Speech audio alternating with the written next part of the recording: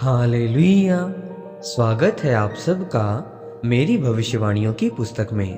तो आइए हम आज के पवित्र वचन को पढ़ेंगे जो कि परमेश्वर के दास प्रेरित अंकुर यूसुफ नरूला जी के द्वारा लिखा गया है। परमेश्वर मूर्ति पूजा से नफरत करता है।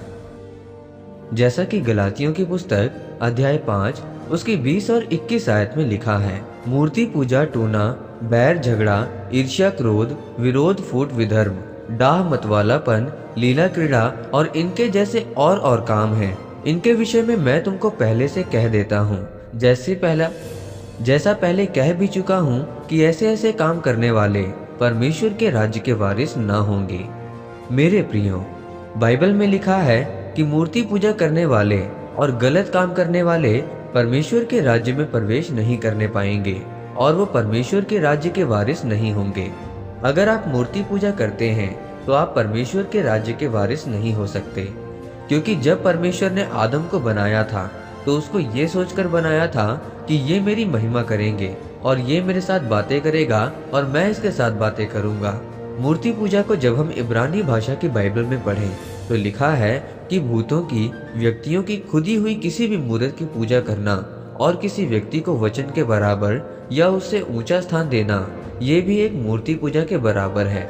मेरे प्रियो, मैं आपको ये बताना चाहता हूँ कि इस बात का हमेशा ध्यान रखना है कि कोई भी व्यक्ति, चाहे वो परमेश्वर का दास हो, वो परमेश्वर के स्थान पर नहीं हो सकता। आप अपने आत्मिक पिता से प्यार करो, उसका आदर करो, जैसा कि बाइबल में लिखा है कि परमेश्वर की सेवा करने वाले 2 गुना आदर के योग्य समझे जाएं। और लिखा है कि अगर तुम उसके नबियों की प्रतीति करो तब तुम खुशहाल हो जाओगे, पर प्रथम स्थान हमेशा परमेश्वर को ही देना है। मेरे प्रियो, परमेश्वर मूर्ति पूजा से नफरत करता है।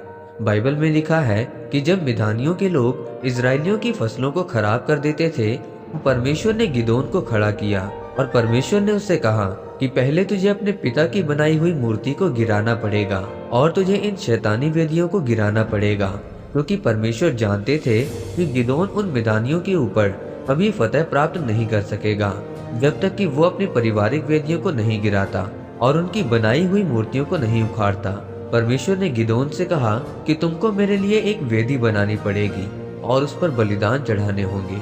इसीलिए मेरे प्रियो, जब तक आप अपने परिवार में से शैतान की वेदियों को नहीं गिराएंगे, जब तक आप पाप को, व्यभिचार को और चोरी को नहीं छोड़ेंगे, और जब तक आप इससे पैदा हुए तलाक के श्राप को, बीमारियों के श्राप को जो सालों से आपके परिवार में चलते आ रहे हैं, नहीं तोड़ेंगे, और जब तक आप प्रार्थना की वेदी को नहीं बनाएंगे, परमेश्वर के लिए बीजों को नहीं बोएंगे, तब तक आप पारिवारिक वेदियों से कभी आजाद नहीं हो पाएंगे।